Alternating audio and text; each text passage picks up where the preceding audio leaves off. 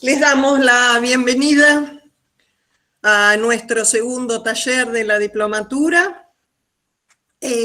Todos los grupos han estado trabajando muy bien. A algunos les dio un poquito de trabajo la síntesis de esa balsa, pero bueno, han ido cumpliendo todas las actividades. En general yo los viernes ingreso a la diplomatura y voy revisando todo y ahí les mando los mensajes. Si hay algún mensaje en el interín, me lo avisan en el foro de consultas. Bueno, Oscar nos va a dar el inicio a los laboratorios remotos. Buenas tardes a todas y a todos. Qué lindo verlos, saludarlos como siempre.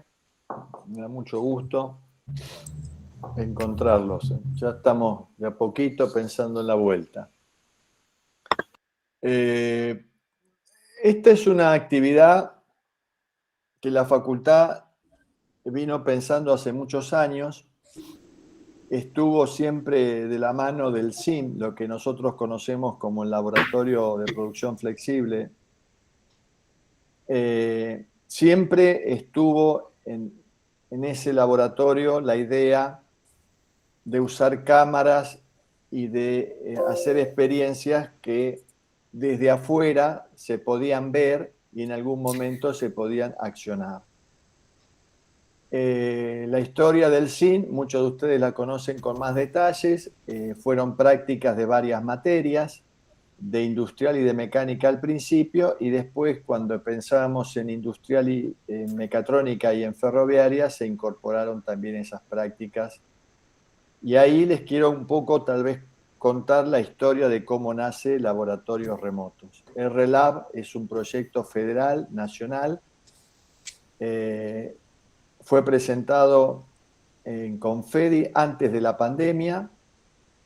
Cuando se presentó era solo un artículo de la RADI, que es la revista de ingeniería del Confedi. Ahí estamos los decanos y decanas de toda la Argentina, de las públicas, de las privadas, de las más antiguas, las más viejas, las que son grandes, las que son chicas, somos 120 facultades. Cuando empieza la pandemia en el 19, le pedimos a las autoridades que nos ayuden con un contrato programa, se llama así, a un financiamiento, y como ya entendían que era lo que se venía, la sugerencia en ese momento del Ministerio de Educación era que tuviéramos el pensamiento proyectado hacia una red universitaria, no solamente de ingeniería, porque los laboratorios remotos no es exclusivo de la ingeniería. En aquellos momentos, cuando empezó todo esto, muchos de los proyectos de ingeniería estaban ligados a la pandemia y se hablaba mucho de las bioingenierías y de las enfermerías para usar estos laboratorios.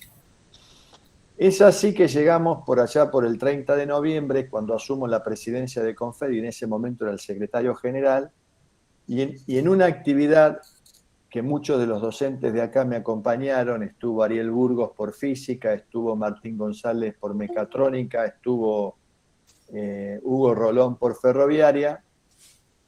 Fuimos un poco el disparador de esto de mostrar qué es remotizar un equipo. Remotizar parece fácil, pero es difícil. Mucho más si uno no podía entrar a la facultad porque estábamos todos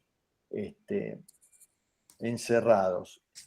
Y algo se empezó a hacer, algunas cosas ya había hecho el SIM, con graduados nuestros que ya eran docentes, como el caso de Simoncel, y bueno, Martín Maceda y todo ese grupo ya venían pensando algo y haciendo algunas pruebas. Cuando hacen la impresora 3D, habían pensado cosas que ya se instalaron en la facultad muy rápidamente, no solamente el Arduino, sino placas de software libre como BlackBerry, que ya estaban en la facultad y lo usaba la escuela, inclusive, y lo usaba Indelama, incluso los chicos más chicos.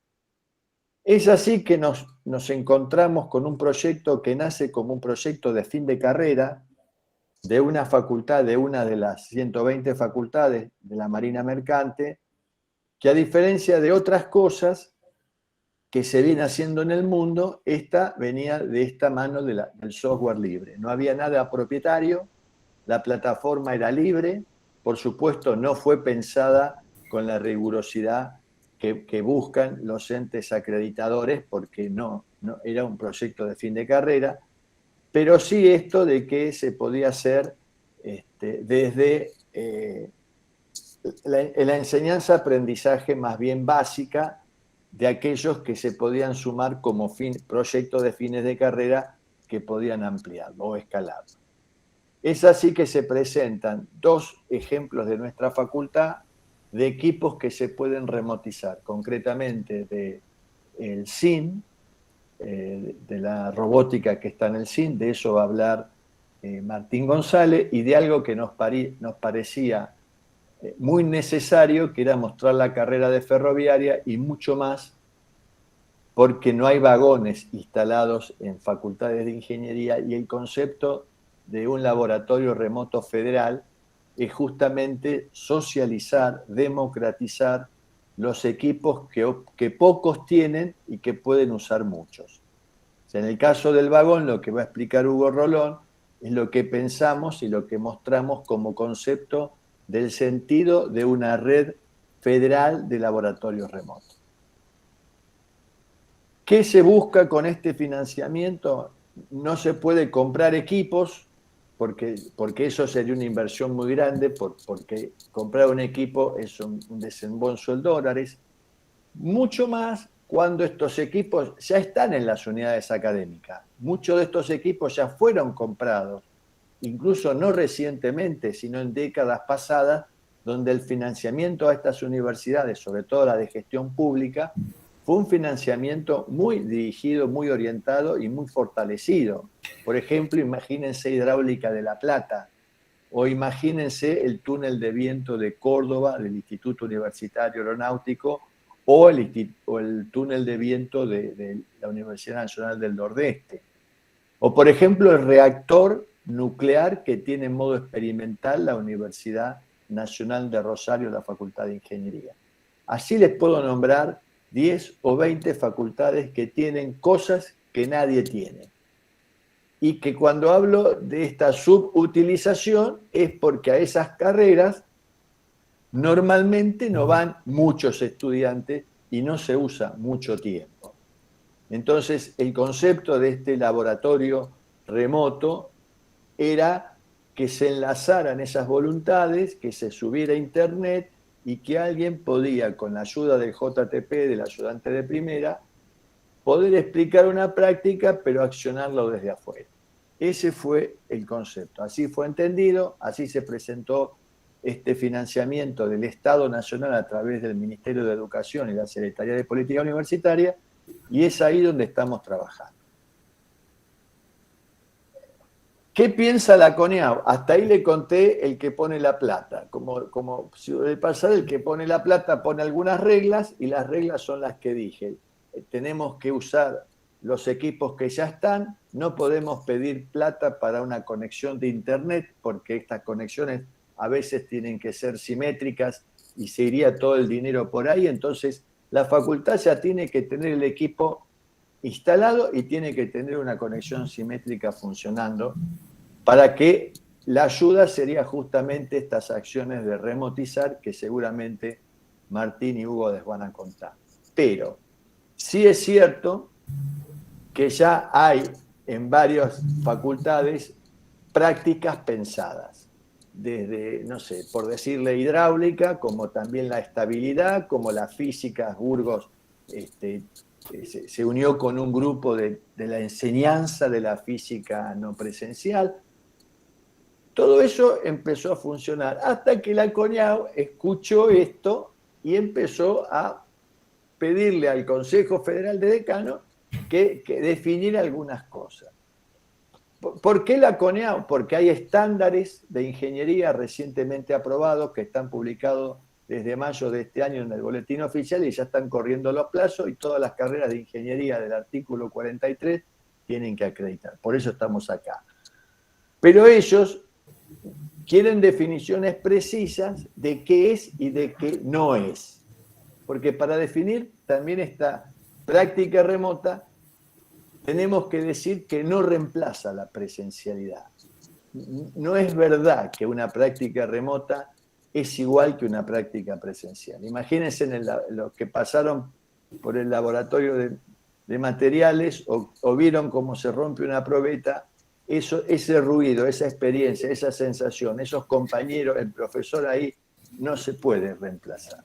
Hay sentidos que ocurren en esa práctica que nosotros en forma remota no lo vamos a lograr nunca. Sí hay otros sentidos que en forma remota podemos hacer, y se agrega lo virtual, que hay que ir teniendo un cuidado especial con esos registros. Lo virtual tiene que ver con algo simulado, con un software.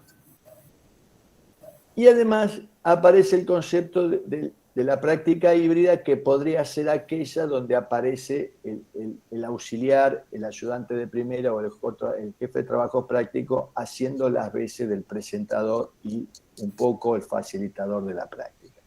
O sea, que podrá haber una práctica disponible 7x24 para que un estudiante haga, por ejemplo, el tiro oblicuo, que es lo que, o alguna de las prácticas que ustedes conocen, y otras que solamente se podrán hacer en aquellas condiciones donde el docente esté preparando la práctica, como suele ser en la presencialidad, y otras que van a quedar rigurosamente presenciales.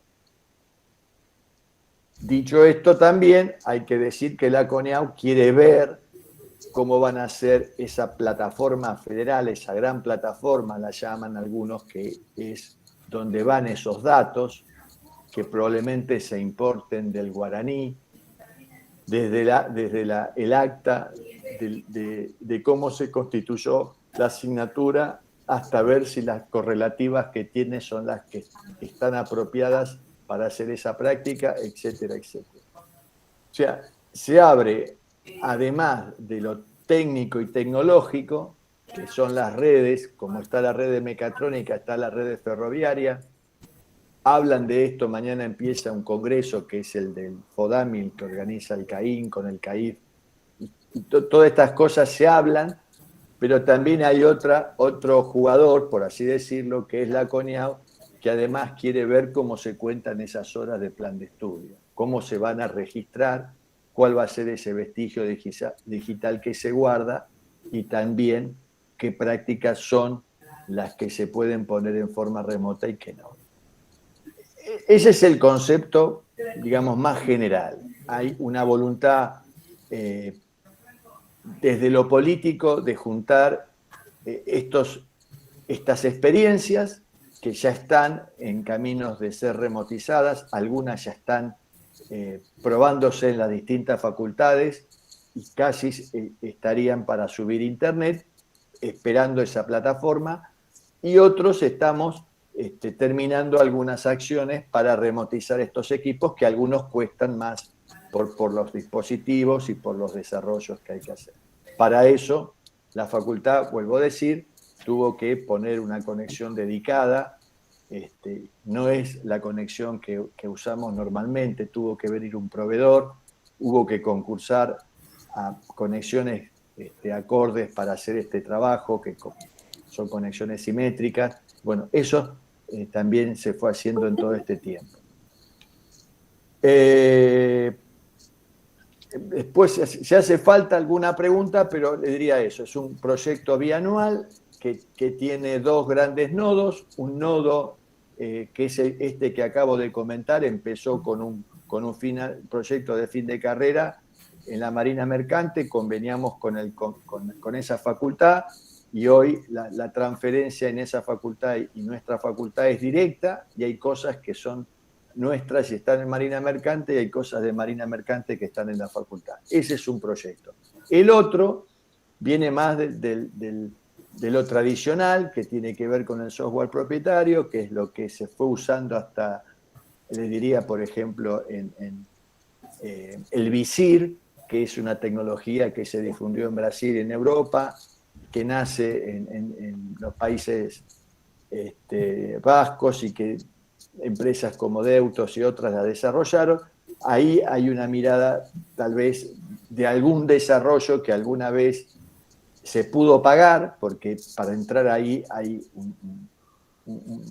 una membresía, es lo que no se busca, pero eso también hay que mirarlo porque eso descansa sobre un estándar que es de la IEEE y eso de algún modo sabemos que funciona. O sea, ahí están los dos extremos del estado del arte en este momento. Proyecto Rosario concentra todo esto que es Visir, Deusto, y Proyecto Marina Mercante Lomas, que es software libre, que es donde se está haciendo una plataforma prácticamente abierta para que cualquiera se pueda sumar. Martín o Hugo, no sé cómo sigue la presentación. Sí, los invitamos y después cuando ustedes nos avisan pasamos el video que armaron. Martín. Bueno, buenas tardes, ¿cómo están? Ahí está, muy bien. ¿Me escuchan bien? Sí, perfecto. Bueno, como contaba Oscar, es un trabajo que estamos haciendo con Marina Mercante. Próximamente fuimos poniendo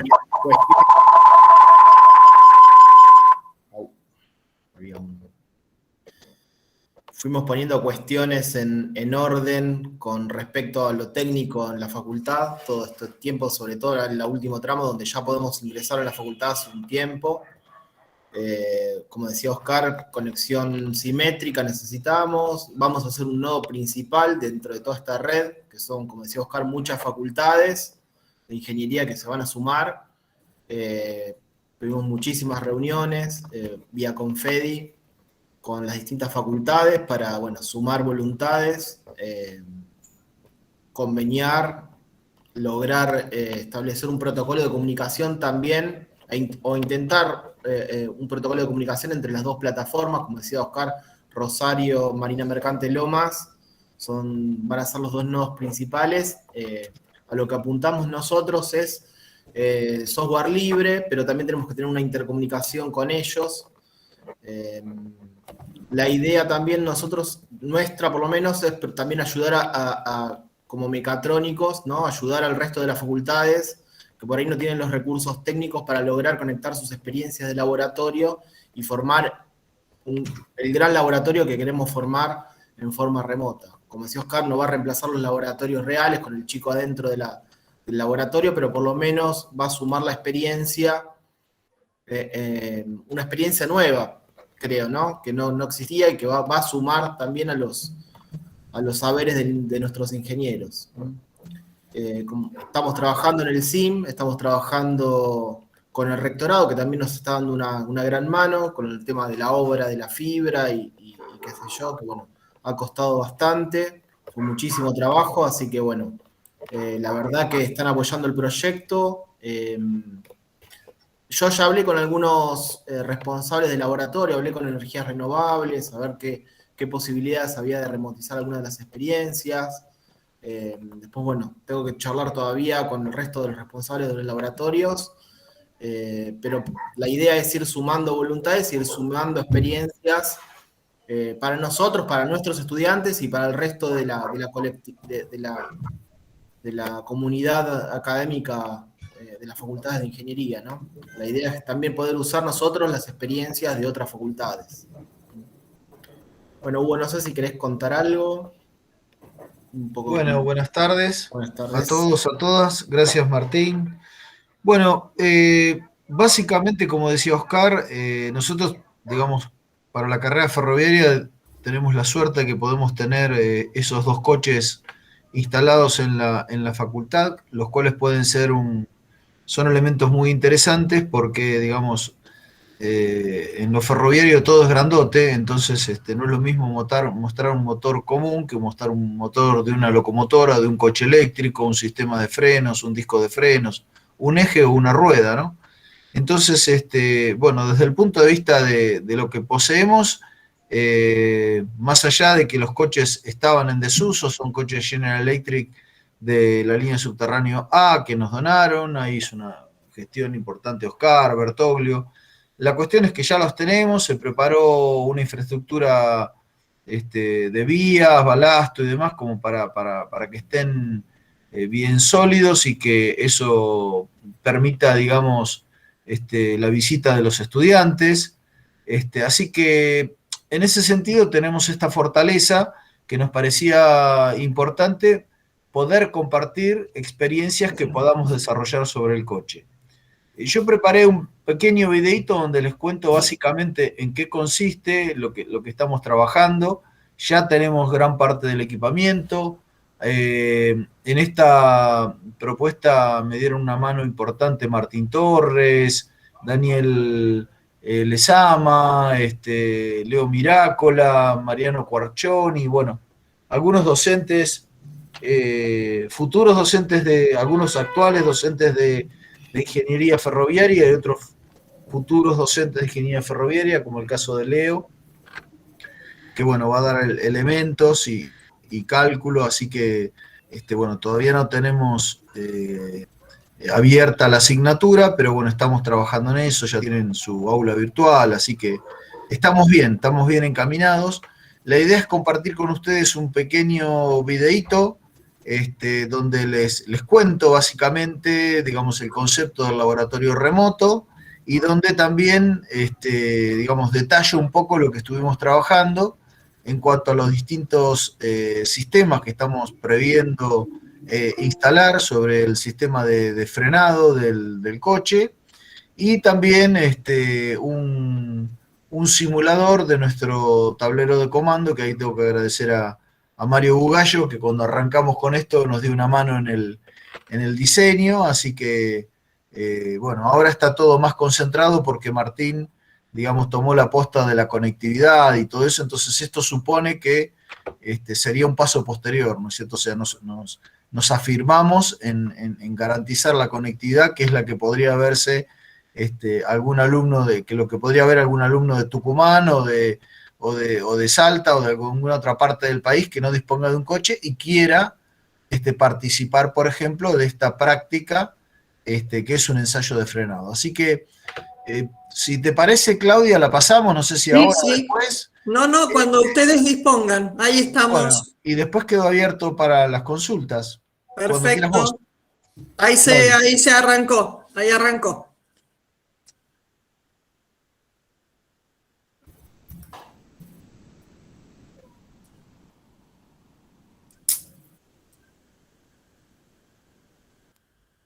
Laboratorios remotos. Un laboratorio remoto no reemplaza un laboratorio presencial, es un concepto inicial y básico para tener presente cuando hablamos de laboratorios remotos, puesto que se interpreta, por supuesto, que la vivencia de un estudiante en un laboratorio presencial es irreemplazable. Entonces, uno de los primeros conceptos que tenemos que tener presentes cuando hablamos de las implementaciones, de los equipamientos y del software que vamos a implementar y de la forma de manejo, es entender que el laboratorio remoto es un complemento pedagógico a los fines de la enseñanza, pero que bajo ningún punto de vista un laboratorio remoto reemplaza a un laboratorio real, ¿no? Los laboratorios remotos básicamente tienen su funcionamiento mediante la aplicación de un conjunto de tecnologías que permiten llevar a cabo un experimento en forma remota de la misma manera que si se estuviera en un laboratorio presencial. Acá lo que tenemos que diferenciar fundamentalmente es que la presencia dentro de un laboratorio no necesariamente apunta a que la experiencia sea con equipamiento real. A veces la presencia en un laboratorio de un grupo de estudiantes apunta a ser una experiencia no sé, de un simulador. Entonces ya no estaríamos ante equipamiento real, sino ante un equipamiento simulado. Un poco para resumir, yo preparé esta siguiente placa que de alguna forma, bueno, en principio conceptualiza el concepto de laboratorio remoto, interpretado como un recurso didáctico que combina el uso de las tecnologías de la información y la comunicación en los equipos reales del laboratorio. Acá lo que tenemos que diferenciar básicamente es que podemos estar en distintos casos, ¿no? O sea, podemos estar en un laboratorio tradicional, con con equipos reales, con plantas y equipos reales, donde los estudiantes hacen sus prácticas en contacto directo con cada uno de los equipamientos, de las probetas, del instrumental. Y por otro lado tenemos los laboratorios tradicionales que pueden ser virtuales, donde se realiza también una actividad presencial, pero con un equipo simulado, es decir, con un software determinado, como los distintos distintos software que pueda haber en la facultad. Y por otro lado tenemos los laboratorios remotos reales que implementan, digamos, en forma remota una planta o un equipo, y el laboratorio remoto virtual que opera a distancia, no sé, un programa de simulación. Es importante tener presente esta clasificación porque a veces llama a la confusión y bueno, cuando uno está en proceso de implementación es cuando tiene que identificar las características de cada uno. En el caso de la Facultad de Ingeniería, bueno, todos saben, hay un coche de subte que se incorporó a la facultad con una infraestructura de vía que se adecuó y se construyó a tal fin. Son unos coches de subte marca General Electric. Para ir concretamente al tema, les comento que en la parte inferior de cada coche existe lo que se llama el bastidor y el bogie. El bogie es el elemento mecánico que lleva los ejes donde están los distintos motores de tracción, que son eléctricos y que son los que provocan los que generan el movimiento del coche. En el bogie se encuentran también los elementos de suspensión, los motores de tracción y el circuito de frenado, que es sobre el cual nosotros estamos planificando realizar la actividad de laboratorio remoto. En esta foto de acá abajo, ustedes ven lo que es el circuito, el esquema, mejor dicho, del dispositivo de frenos, que es este que está aquí, y acá ven una foto real de nuestro coche, donde se ven todas las palancas metálicas que mueven el sistema de mordazas que actúan sobre un disco de frenado. Estas estrellitas que ustedes ven sobre el dibujo y sobre las cuales voy a comentar en las próximas placas, van a ser los lugares donde van a estar colocadas las galgas extensométricas, que son las que van a medir el estado tensional de cada una de las variables que vamos a estudiar. Es decir, de cada uno de estos lugares se va a rescatar información y esta información va a ser transmitida a una central de comando que va a estar en la parte superior del coche, que nos va a permitir tomar lectura de datos.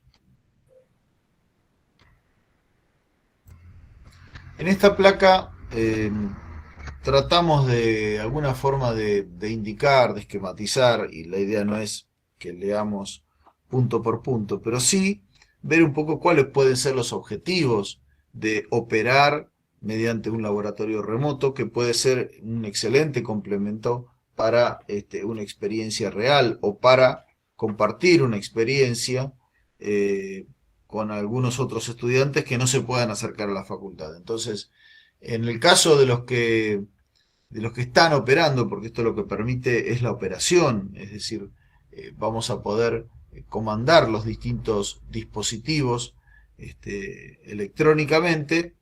Entonces, uno de los primeros objetivos es operar y observar en tiempo real las distintas partes que integran los dispositivos. También nos va a permitir observar los movimientos, dado que hay un sistema de cámaras que va a ir registrando los distintos movimientos, tanto en las zapatas como en los discos de freno, en toda la parte integrante del sistema de estudio. Después, bueno, medición de tensiones, realizar mediciones de temperatura, realizar simulación de la circulación del coche, porque voy a poder variar la aceleración. Bueno, simular también como que la planialtimetría, es decir, las condiciones del terreno van variando. Puedo desarrollar distintos tipos de mediciones, observar esos valores y sacar conclusiones a partir de las variaciones de los mismos. Puedo también, por supuesto, almacenar la información y emitir los reportes, sobre todo para el posterior análisis o utilización en el proceso de enseñanza, ¿no? Con los cuales habrá que hacer alguna actividad. El esquema básico de funcionamiento es el siguiente. Nosotros tenemos el sistema de frenos, que fueron los comentarios que les hice recién referente a los distintos sistemas de palancas que accionan el sistema de mordazas.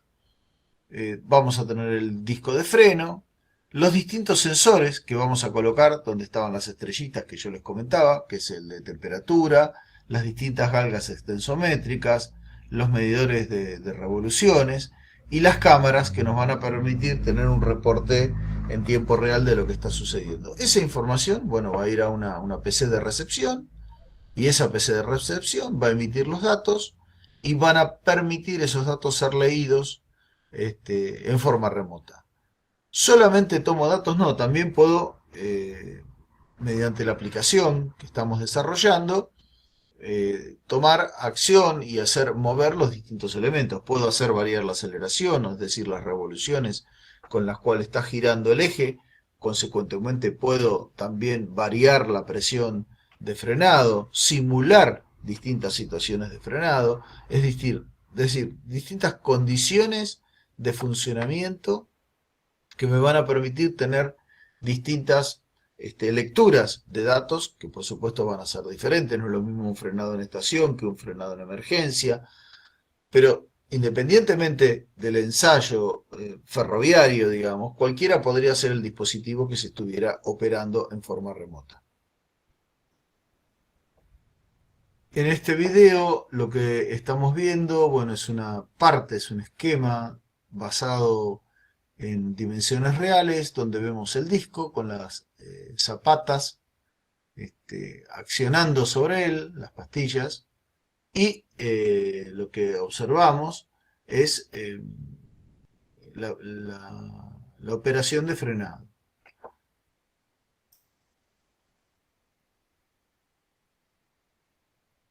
Es un esquema realizado en SolidWorks. Ahí se ve cómo están las pastillas accionando sobre el disco. Esto representaría concretamente la situación real.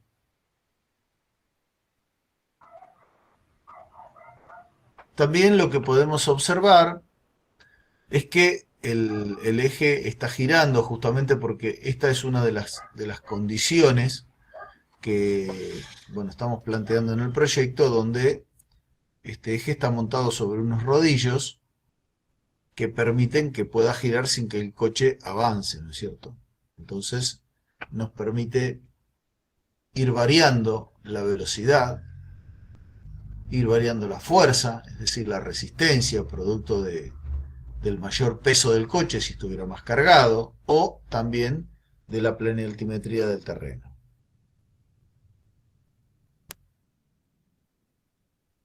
En este otro caso, vemos la representación esquemática de lo que podría ser el sistema de accionamiento del disco y las respectivas pastillas que producen el movimiento de frenado. Fíjense que en el esquema lo que se observa es un motorreductor con un acoplamiento sobre la parte izquierda del esquema, porque como les decía, el eje está montado. Ahí se ve el accionamiento de las pastillas y el disco que va frenando. Les decía, el eje está montado sobre rodillos, entonces yo tengo que estar pensando en algún sistema mecánico que me permita simular las condiciones de circulación.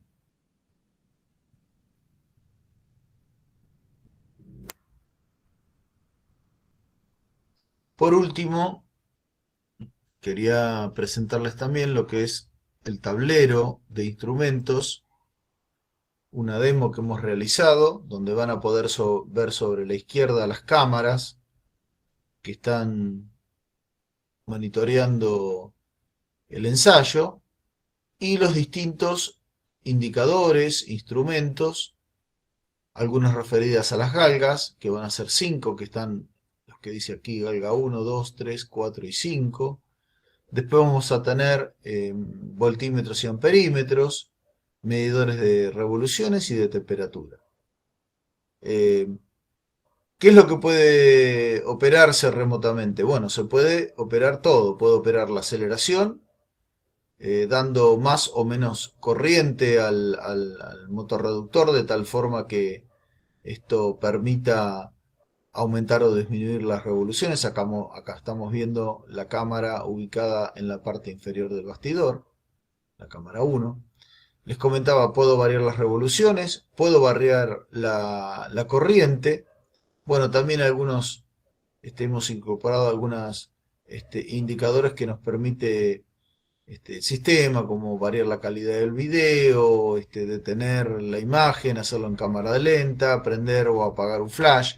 Bueno, esos ya son complementos, ¿no? Pero básicamente el tablero de instrumentos va a ser donde puedo simular, mejor dicho, mediante software, el aumento o la disminución del amperaje y del voltímetro, del voltaje del motor, con lo cual puedo hacer variar las revoluciones y esas revoluciones van a impactar sobre el proceso de frenado, puesto que van a aumentar o disminuir las revoluciones a las que gire el disco.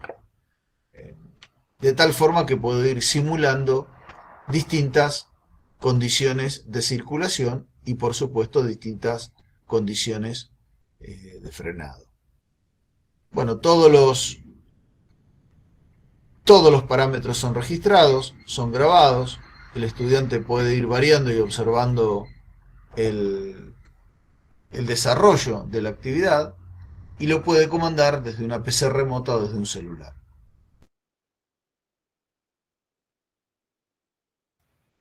Bueno, ahí termina.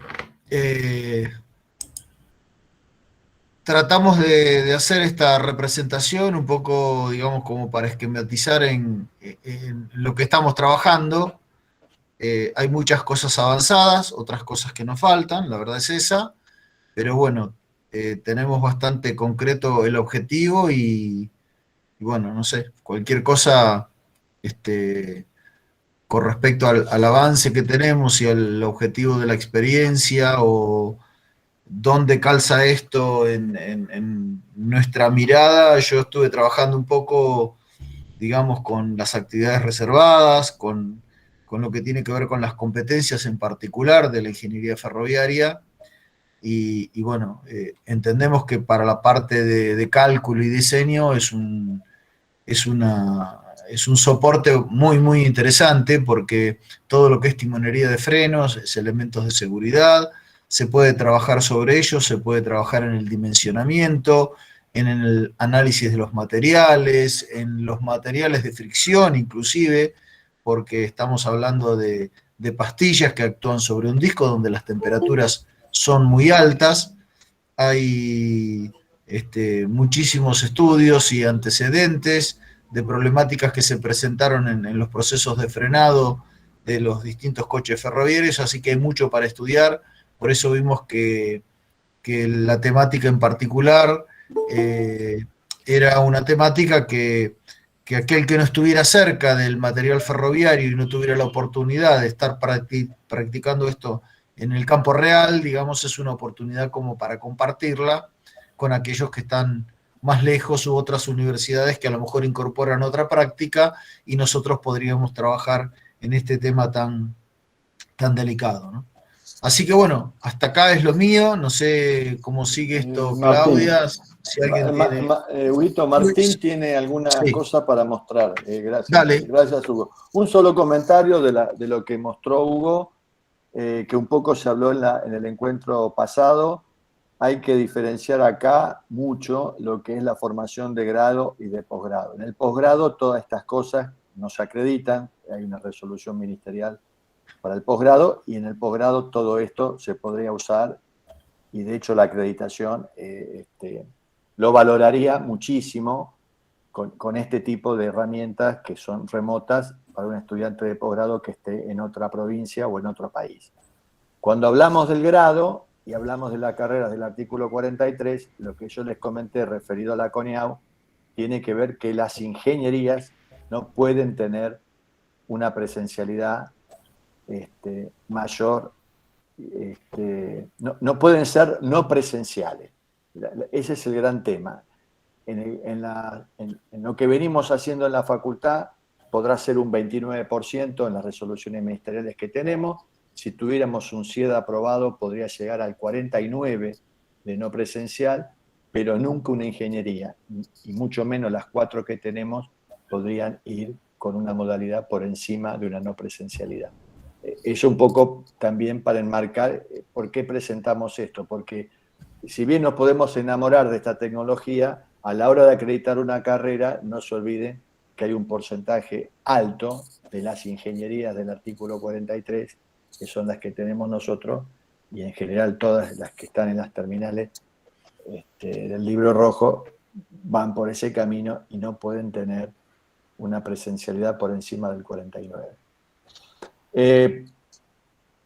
Martín González, ibas a decir algo.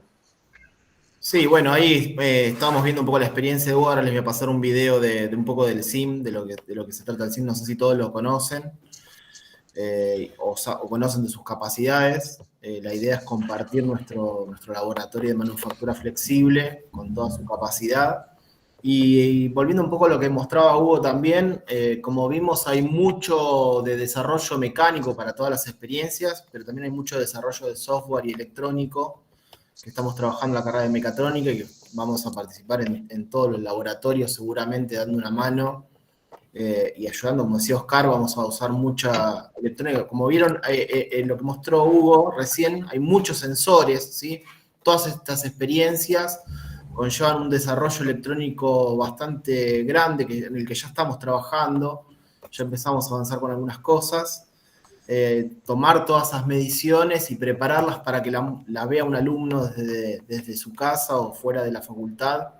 A veces es complejo, así que con muchos profesores ya estamos trabajando. Seguramente vamos a molestar a muchos de ustedes también, pidiéndoles colaboración o consejo en algunas cuestiones, donde vamos a tener que resolver cuestiones tanto, como les digo, mecánicas, de software y electrónicas, ¿no? Porque esto es bastante complejo, ¿sí? Como decía Oscar, parece sencillo, pero como lo ven, no lo es. La experiencia que mostraba Hugo recién, estamos hablando de como todo en ferroviaria, como decía Hugo, todo es grande, todo es complicado. Vamos a tener que trabajar bastante con la parte mecánica ahí, vamos a tener que trabajar bastante con la parte electrónica para tomar medidas y poder controlar todo esto desde el software. Ya empezamos, hay muchas cuestiones que ya están definidas, vamos a usar mucho Raspberry, mucho Arduino, vamos a usar electrónica que vamos a diseñar a medida también. Ya tenemos el protocolo definido.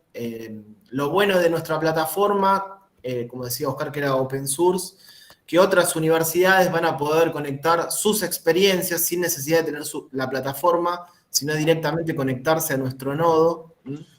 Eso conlleva que, como siempre, ¿no? El tema del presupuesto es una limitante, nos va a ayudar a tener mayor cantidad de experiencias disponibles de todas las facultades, porque se van a ir sumando de a poco y la idea es, las facultades que ya vamos resolviendo cuestiones, poder compartir ese know-how, esa experiencia que vamos adquiriendo con otras universidades que por ahí no tienen, que nos pasó en reuniones, ¿no? Con los distintos equipos técnicos que por ahí no tienen tanto soporte en electrónica o en software y están muy complicados. Entonces, nosotros como tenemos de las tres disciplinas bastante potencial humano dentro de nuestra facultad, poder colaborar con el resto de facultades donde no tienen o software o electrónica y se les puede llegar a complicar. Entonces, el trabajo va a ser en conjunto. Como les digo, esto va a ser un trabajo un poco de todos, ¿no? Porque yo creo que es un proyecto muy interesante, ¿sí? Que no viene a reemplazar los laboratorios presenciales, pero sí viene a sumar algo nuevo que no existía, ¿sí? Que por ahí con la pandemia se aceleró, pero creo que es muy interesante por el tema de, como decía Oscar, de poder tener un laboratorio remoto con muchísima cantidad de experiencias, con experiencias que de otra forma no podríamos tener. Por ejemplo, un reactor atómico o un túnel de viento difícilmente lo podemos llegar a tener en nuestra facultad por el tema de costos, ¿no? Y la complejidad técnica. Y por ahí a poder hacer alguna experiencia, aunque sea remota, con la asistencia de alguna persona que nos pueda asistir desde el laboratorio presencialmente y contarnos o habilitarnos algún tipo de experiencia en lo que es un túnel de viento o lo que es un reactor atómico, la verdad que es, creo que para nuestros alumnos, muy jugoso, muy interesante. Lo mismo nosotros poder tener estas experiencias. No todas las facultades que creo que tienen ferroviaria van a tener una experiencia tan jugosa como esta o tan importante como esta. Creo que va a ser algo colaborativo y que va a sumar a todas las universidades. Bueno, yo les quería mostrar también un video que tengo. Comparto pantalla. Cristina. Ana, un segundo.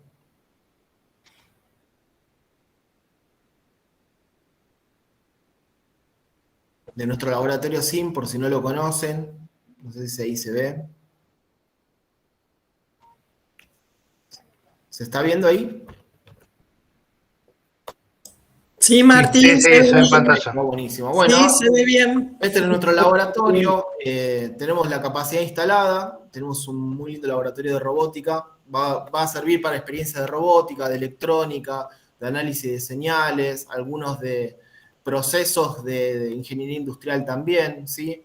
De programación. Tenemos experiencias que ahora lo están haciendo en forma, o lo hacían en forma presencial, como esta del seguimiento de video, donde programaban en Python distintas aplicaciones. La idea es que el alumno pueda cargar su software en forma remota y pueda probarlo con asistencia también de un ayudante o un JTP que esté presente en el laboratorio, hacer distintas mediciones, por ejemplo, de tensión en las galgas que tienen un brazo robótico, ¿sí?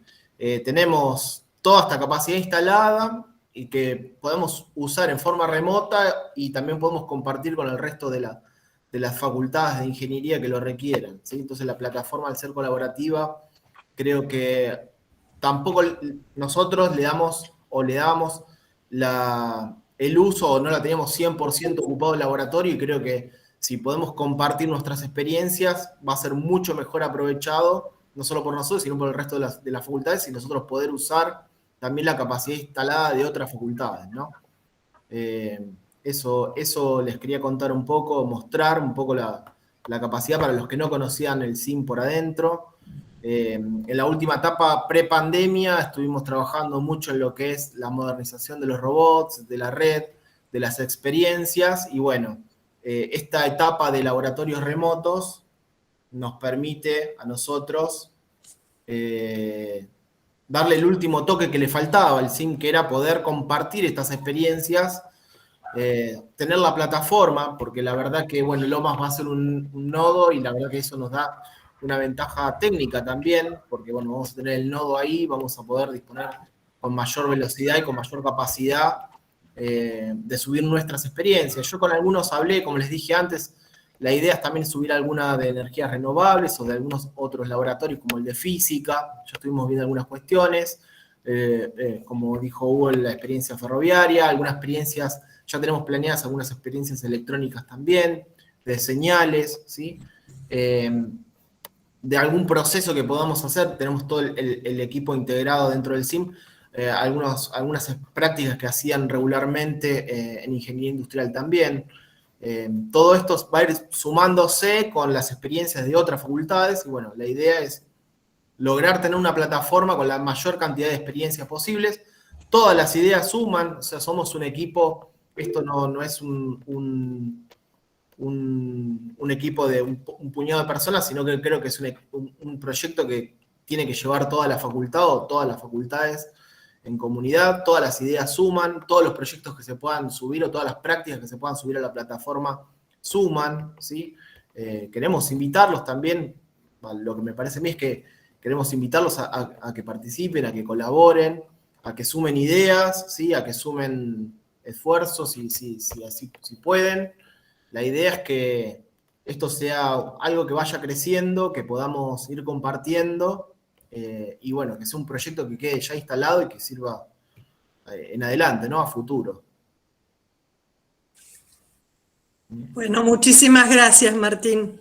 De nada. Lo mismo a Hugo, lo mismo a Oscar. Hay alguien que quería hacer una consulta, me parece. Sí, me parece que... Era yo. Buenas, ¿qué tal? Buenas tardes. La consulta me parece que es para Hugo. Eso, digamos, el frenado es un banco de ensayo, ¿verdad? Lo que se mostró después. ¿Te respondo? ¿Es esa la pregunta o tenés otra? Sí. No, si es un No, banco de porque le ensayo... estás dando suspenso, Gustavo, entonces yo no sé, como le diste suspenso, digo, capaz que sigue otra. No. Ahí terminó. Tiene su vueltita, pero digamos, la pregunta es si ese es un banco de ensayo y estamos en condiciones de poder armarlo realmente. Bueno, te cuento. El segundo videíto que vos viste con el motorreductor y el acoplamiento, eso va a estar montado abajo del coche. Lo sacamos como para esquematizar, pero la idea es que el coche esté montado sobre rodillos, como dije. En esa parte vamos a poner rodillos, ¿viste? Como cuando haces la verificación técnica, que el auto da vuelta Sí. arriba de un sistema de rodillos. Sí. Bueno, lo que vamos a tener ahí abajo es una obra civil y el coche va a dar vuelta. Lo podríamos levantar y hacerlo dar vuelta en el aire en una primera etapa, pero queremos hacer tracción y frenado nosotros. Entonces, capaz que lo que vamos a hacer es en una primera etapa subirlo, pero esto va a tener que terminar en una obra civil, a futuro, cuando tengamos más plata. Por ahora lo vamos a levantar, vamos a poner un sistema mecánico de acoplamiento. El sistema de freno no va a ser neumático, porque el coche, ya que me preguntás, lo tengo que contar. El coche tiene un sistema que es de accionamiento neumático.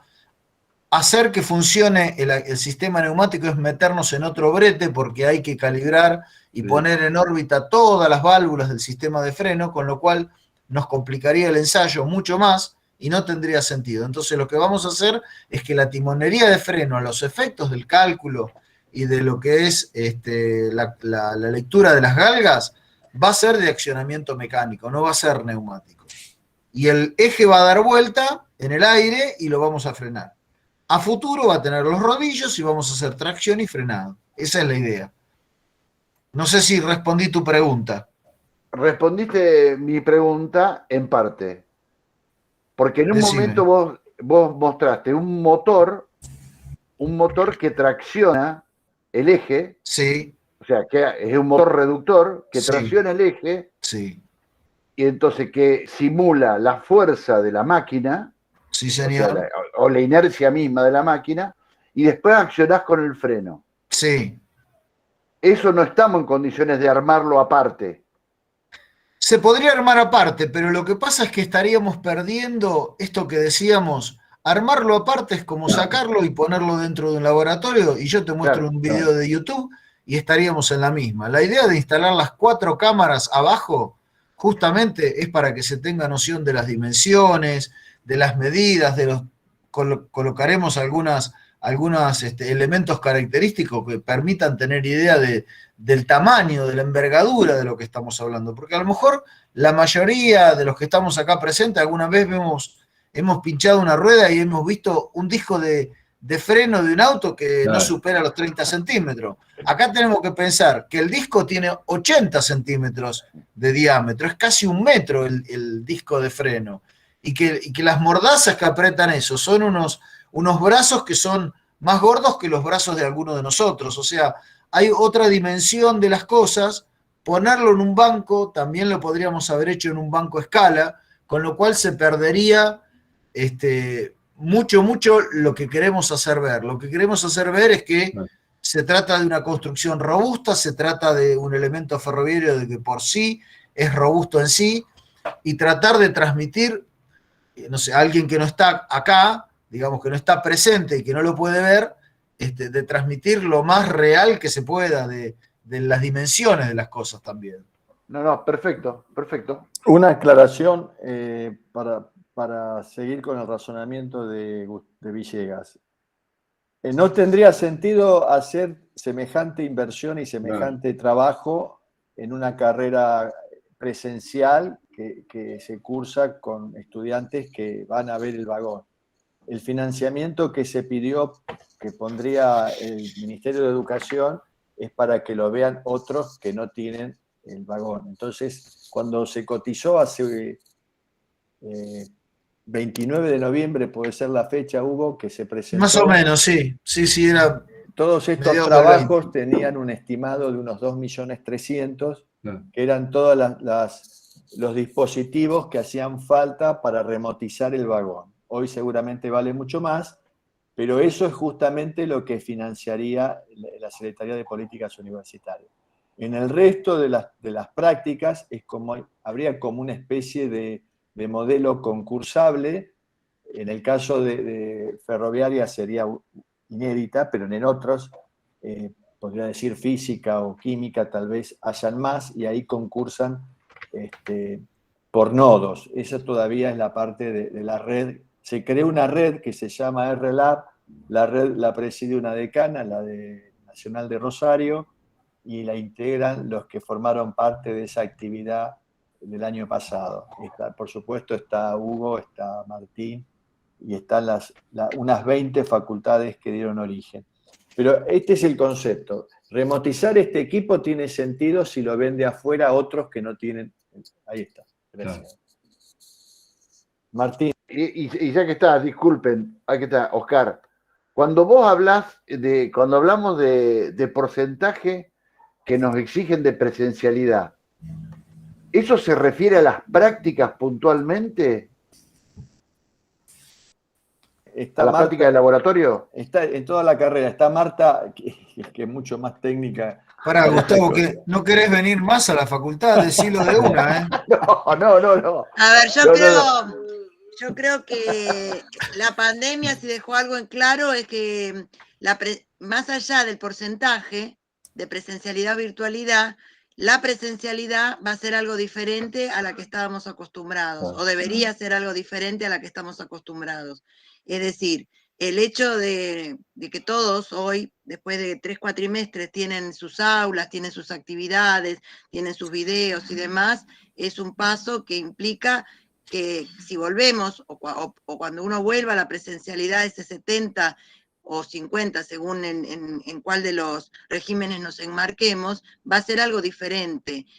Sumado a eso, el hecho de que estamos en un estándar de diseño curricular por competencia. Entonces, el avance que hemos tenido, la evolución que hemos tenido de alguna manera en cómo dar nuestras clases y el marco de las competencias va a hacer que la presencialidad implique ir a hacer algo concreto que no se puede hacer ni virtual ni a través de un laboratorio remoto. Es decir, nosotros, el alumno cuando vaya a la presencialidad se supone que ya vio la clase, que ya está en el aula, que ya tuvo acceso al material, que en los casos de las experiencias prácticas o de laboratorio que estén remotizadas puedan haber visto, puedan haber ejercitado, puedan haber completado un TP a través de lo que visualizan, y su presencia en el aula tiene que ver con otra cosa, con hacer algo de manual o grupal, digamos, una dinámica grupal, una exposición personal, un face a face con el docente. Pero yo creo que no podemos pensar en ir a dar una clase teórica en un pizarrón con un proyector pasando una transparencia, un PowerPoint. Entonces, eso como que es el desafío un poco a partir de este curso y todas las capacitaciones que podamos hacer o grupos de trabajo que podamos establecer por bloque de materia, ir pensando cómo evolucionamos de esta virtualidad forzada en la que estamos todos, y que nadie eligió, pero que todos tuvimos un desempeño obligado y creo que un buen desempeño porque hemos sorteado todas las dificultades, a una vuelta a la presencialidad, diríamos, justificada. Es decir, entiendo que todos vamos a tener que justificar para qué volvemos, y esa justificación tiene que ver con el desarrollo de competencias de los estudiantes, porque ya las clases, el alumno va a decir, si yo puedo escuchar el video donde el profesor me está dando la clase, ¿para qué tengo que ir al aula a escuchar lo mismo? Entonces ahí va a haber, está el desafío de cada uno de pensar en actividades prácticas de razonamiento, de deducción, de interacción, de distintas cuestiones según sea la tipología de la asignatura, donde se justifique una presencialidad. Me parece que el porcentaje es, digamos, el marco referencial que nosotros tenemos, pero el desafío no está en justificar el porcentaje, sino justificar lo que vamos a hacer en la presencialidad, más allá del porcentaje que queden, porque no necesariamente todas tendrán el 30%, vamos a suponer que fijemos hasta un 29%. Habrá materias que requieren más presencialidad, habrá materias que requieren menos, entonces será un mix. Habrá que armar ese rompecabezas para que los directores de carrera y los directores de bloque puedan dar un contenido razonable a la necesidad de la presencialidad, digamos, y cada docente tendrá que justificar por qué tanto virtual y por qué necesita la presencialidad. Me parece que no es una cuestión de, bueno, yo quedo todo virtual o yo quedo todo presencial, sino justificar, y esa justificación va a tener que ver con ofrecerle algo diferente al estudiante. Gracias, Marta. Muy buenas. Bueno, hay dos preguntas, dos profesores, el profesor Mesía y Beto Ascurra, que quieren preguntar. Bueno, no sé, la verdad, perdón, me metí. Es maravillosa la iniciativa, no hay palabras, porque a lo largo de los años y viendo un montón de textos, a veces es muy difícil interpretar cómo funciona un sistema si no se lo ve al menos así, animado a ese nivel. El segundo punto, que digamos, el dispositivo donde nosotros movíamos el eje o ese semieje, en realidad creo que tenía como cometido analizar justamente cómo se comportaban los calipers y el disco de freno. Es solamente eso, no estoy analizando todo el eje. Ahí estoy, digamos, yendo a un elemento en particular. Y a lo que te referís, Hugo, seguramente, claro, y también con lo que comenta Oscar, hacer esto en físico implicaría inversiones tan extremadamente elevadas. O sea, lo que vos estás planteando, Hugo, un sistema de rodillos, es casi como lo que tiene un torno bajo piso, ¿no? Todo un sistema que realmente, si lo tuviéramos que hacer en material, bueno, creo que podríamos hacer 45.000 animaciones que serían mucho más conducentes para comprender todos los sistemas, inclusive, por ejemplo, la parte neumática, el movimiento de fluidos en una válvula de freno, en un sistema, toda la cantidad en los libros lo ves como te pintan primero un canalcito con un color, después otra fotito, y acá lo podés ver en 10 segundos, simplemente con una animación de este tipo. O sea que el potencial, por lo menos para comprender cómo funcionan las cosas, es enorme. Es decir, es un laboratorio aplicado de lo que puede ser en escala real el elemento. Y después sí, lo ves al elemento. El coche que tenés, en definitiva, es un coche que tiene 60 años, que por ahí inclusive no tendría mucho sentido meter mucha polenta digamos, en movilizar o lo que sea, porque seguramente la tendencia evolucionó hacia otro tipo de bogies, hacia otro tipo de suspensiones, y en definitiva es un gasto. O sea, creo que tenemos que estar sí, muy cerca de estos desarrollos. Y no sé si vieron, hay una página de India, creo que se llama Grow Up. No sé, meten todo el tema de, por ejemplo, te hacen sistemas, distintos bogies de India, no estamos hablando de Noruega, estamos hablando de India, ¿no? Y te analizan cómo funcionan las suspensiones secundarias, la primaria, cómo trabaja un miner, un amortiguador, cómo trabaja un sistema de gancho central. Y realmente es como estarlo viendo en la realidad. Digamos, es como verlo, o sea, si yo ya lo entiendo, cuando me lo encuentro, así sea en la calle, en el tren, viajando, ya interpreto cómo es. O sea, creo que sin duda este es un camino recontra interesante. Y de hecho me parece que el e-learning justamente se basa, hoy día se apoya mucho en las animaciones. Es decir, estamos hablando de la capacitación que se le da inclusive a la gente para trabajar, no al nivel en el mundo académico, ¿no? Sino a nivel del conocimiento que tiene que tener un mecánico o una persona que tiene que primero comprender cómo funciona un sistema para después trabajar en él, ¿no? Ese es lo que... Sí. Bueno, adelante, Ascurra. A mí lo único que me preocupa es qué problema tiene este hombre con las cosas que son mayores de 60 años.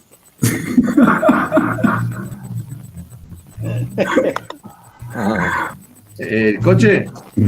No, todavía funcionan las cosas de 60, ¿eh? Ese no funciona más. Ese coche está radiado y no va a volver a funcionar. Ese ni ninguno de esa serie. Así que, sí, es bien. El tiempo pasa.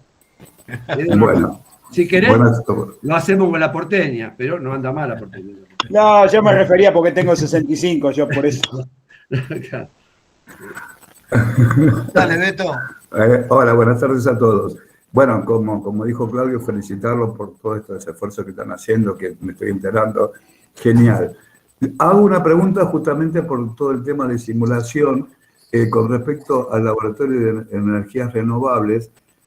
Yo había averiguado, a ver si lo podíamos tener de la facultad, el software LEAD, que hace simulación de cualquier energía renovable y te arma escenarios energéticos, te analiza eficiencia energética, intensidad energética y una de serie más de cosas. Cuando yo lo averigüé, Oscar, bueno, a todos, cuando yo lo averigüé, la licencia era $4.000 por 2 años. Te lo daban y con una capacitación. Previa una capacitación. Bueno, cuando bueno, ustedes saben que estoy con todo el biocombustible. Como se llama, y me interesó y me hicieron un pequeño demo, y bueno, era interesantísimo y aparte sirve para otras materias de la carrera, ¿no? En simulación con escenarios, es muy bueno. Les paso el dato nada más, o sea, porque hablaron también para incorporarle algo al laboratorio de energías renovables. Entonces, bueno, ese dato, si quieren, lo averiguo nuevamente, pero era un software muy interesante, digamos que sirve para todas las carreras y en parte, bueno, porque bueno, la energía es transversal a cualquiera de las carreras y se pueden hacer escenarios de consumo energético también. Simplemente ese era el comentario. En el caso de energías renovables, los equipos que tiene la facultad o otros que se puedan ir comprando, no le veo inconveniente en remotizarlos con el camino que está haciendo, la experiencia que está haciendo la carrera de mecatrónica y la red de mecatrónica, no le veo problema. Tal vez veo problema porque varias veces se nos dijo que no está pagando, por lo menos este programa no financia licencias de software. Este programa no. Pero habrá otros, habría que ver, no hay que descartar nada. Yo quería hacer una reflexión. Gracias. No por nada, una reflexión más de contexto, más general. Después de lo que comentó Marta, diría, no va a haber una carrera de ingeniería que no vea nada remotizado. No habrá un ingeniero que egrese de una facultad de ingeniería de las 26 terminales, 24 con estándar, salvo transporte y naval que quedaron en el 43, pero sin estándar, que ese estudiante no haya tenido una práctica donde tenga que ver algo remotizado, porque el ingeniero va a tener que ver simulación y remotización en su vida profesional en forma inmediata. Eso por un lado. O sea que esto tiene que estar en la carrera, sí, rotundamente tiene que estar. Tal vez el paraguas que comentamos es porque en las reuniones de CONEAU es como que hay una mirada de que de cara a la acreditación, ustedes saben que el formato de las ingenierías tiene este porcentaje alto de presencialidad. Dicho de otra manera, no hay ninguna ingeniería, ni siquiera las informáticas, que se han presentado pidiendo aumentar la no presencialidad. Otra reflexión. Esto es la antesala de lo que se nos viene. O sea, se viene una tecnología 5G que, para ubicarlos en las diferencias entre hoy que andamos en auto, el 5G sería andar en avión. A eso hay que sumarle el desarrollo de la industria 4.0 que está dejando en algunas empresas un avance respecto de otras que no están, por decir algunas de las que tienen nuestros estudiantes pasantes, por decir Sinteplas, o decir algunas de las tantas que están incorporando esa tecnología, donde estas cosas ya están en el día a día del estudiante que está de pasante o está de graduado en esas empresas. Es decir, que lo que estamos haciendo es sumando estas voluntades de las cosas que ya están, porque físicamente ya están en las facultades de ingeniería a lo largo y a lo ancho del país. Hay facultades que se han equipado por su grado de desarrollo territorial de una manera que realmente, a poco de andar, nos dimos cuenta de que son cosas que no se van a volver a comprar para que otros la tengan. No veo que eso pase. Ahora, ese desarrollo territorial, por decir algunas que mencionamos, pero hay otras, debería ser usado por otros, y para eso esta tecnología, podemos decir que la pandemia, el espanto y todo eso nos permitió desarrollarlo. Tiene toda una complejidad, a mi entender. Estamos discutiendo lo final. Lo final sería la validación del estudiante y ese tipo de cosas, y son cuestiones que se pelean entre los técnicos de una y otra tecnología, pero esas son cuestiones que se resuelven. Pero el concepto me parece que vino para quedarse. Como decía Martín, creo, la ventaja de ser un nodo es que el hecho de que podamos concentrar es que también uno puede pensar que esto es subir una práctica, pero también pensar en las que podemos bajar. O sea, los privilegios de los que suben, como toda red, es también de las cosas que podemos bajar, que son las cosas que nos pueden faltar. Esto que dice Beto, si falta en la facultad y alguien lo tiene, se podría, justamente el laboratorio remoto es ofrecerle a nuestros estudiantes algo que la facultad no tiene. Digo, también no hay que pensar solamente por poner como ser proveedor o sujeto de la práctica, que estoy seguro que muchos más de estas que mencionamos hay en la facultad para pensar como práctica remota para ofertar, pero también hay que ir a buscar y brindar a nuestros estudiantes la posibilidad de esas prácticas que no podemos. No sé, por ejemplo, un dique. Hay represas simuladas. Cuando hablo de Hidráulica de La Plata, o de Lina, o de lugares así, tienen una represa en escala. O tienen cosas que modelizan y reproducen si llueve 500 milímetros, como pasó, lo que pasaría. Esas cosas ya están armadas, ya falta subirlo a internet nada más, pero ya existen. Esas cosas, digo, que son los valores que tal vez no se pensó, o si se pensó, no nos pusimos de acuerdo. Ahora hay una voluntad de hacerlo. Ese es el mensaje tal vez final de este tema. Gracias. No, gracias a ustedes. ¿Alguna otra consulta? ¿No? Bueno, como estamos en el marco de la diplomatura, nos va a dar una pequeña charlita la magíster Belén Steinman del equipo de orientación pedagógica, que nos va a estar ayudando para que el diseño de este segundo taller, que es del diseño de objetos de aprendizaje, tenga un soporte pedagógico. Porque a veces nos entusiasmamos con las cuestiones técnicas, pero el material que desarrollamos no tiene un soporte pedagógico. Entonces la invitamos a Belén para que nos diga unas palabritas. Bueno, muchas gracias. ¿Cómo están? Hola a todos y a todas. Muy lindo escucharlos, escucharlas. y ver, bueno, todos los intercambios que fueron surgiendo en este encuentro. Como contaba Claudia, vamos a estar junto con las chicas, con Magdalena y con Daniela también, viéndonos ahí a través del aula en este taller número 2 y también en el número 3. Así que vamos a estar un rato ahí viéndonos en el aula. Y la idea es poder trabajar un poquito sobre estas cuestiones relacionadas con la enseñanza centrada en él o la estudiante y el aprendizaje colaborativo sobre todo. Luego, cuando puedan ver el material que fuimos subiendo en el aula, van a ver que hay también un video donde explicamos un poquito sobre esto, que bueno, ahora les voy a introducir un poquito las cuestiones que vamos a ir trabajando durante estas semanas de cursada, que tiene que ver con esto, justamente con el aprendizaje colaborativo y el aprendizaje basado en competencias, sobre todo, en problemas, perdón, sobre todo, para fomentar el trabajo a través de esto, de poder propiciar las competencias que queremos desplegar y generar en nuestros y nuestras estudiantes.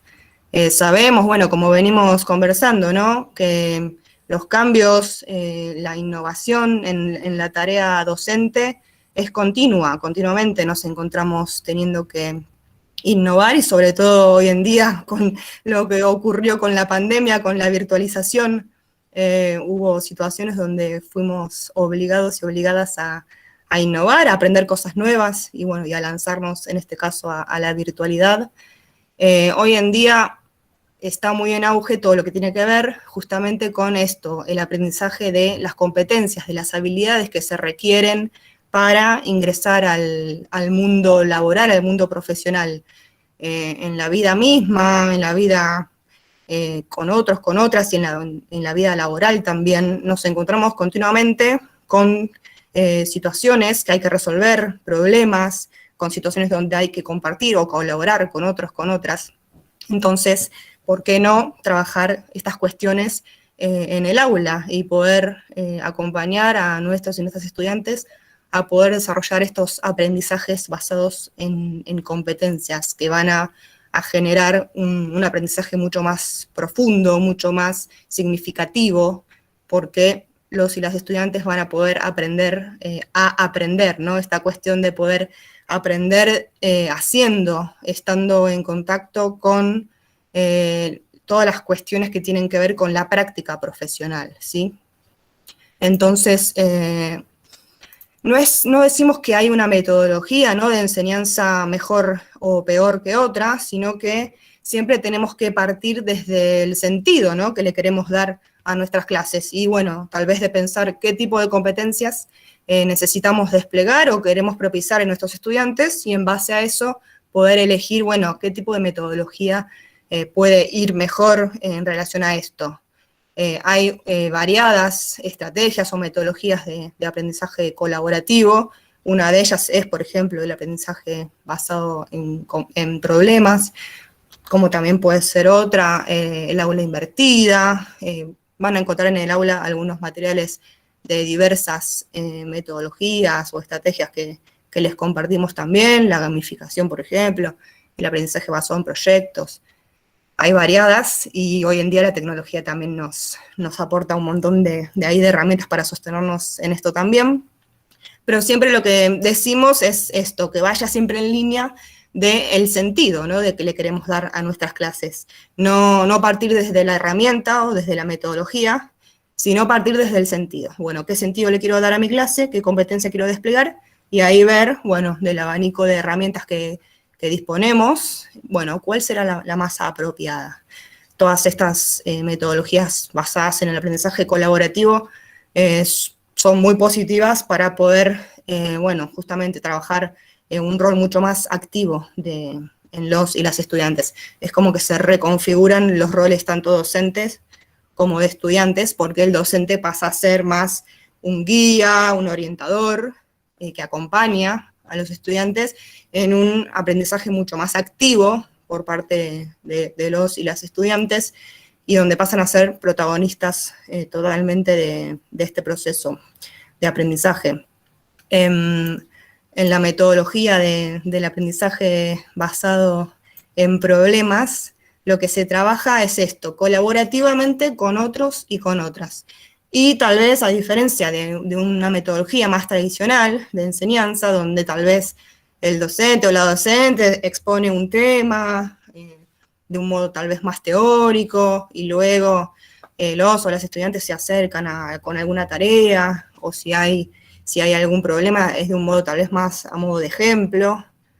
En el aprendizaje basado en problemas se invierte esta situación. Entonces se empieza por el problema. El centro de toda la situación de aprendizaje y de enseñanza es el problema. Entonces es un problema que es diseñado por él o la docente específicamente para esta situación, donde se le presenta el problema a los y las estudiantes sin darle la totalidad de la información sobre el problema, para que justamente los estudiantes puedan comenzar, bueno, desde el punto de partida de plantear el problema, empezar a investigar en un trabajo en principio colaborativo, buscar información, pensar estrategias, cómo se puede llegar a la resolución de este problema, y luego compartir, bueno, las diferentes aprendizajes que fueron surgiendo, las diferentes informaciones que fueron recolectando, y bueno, y compartir en un trabajo final, bueno, a qué conclusiones se pudo ir llegando con el planteo de este problema.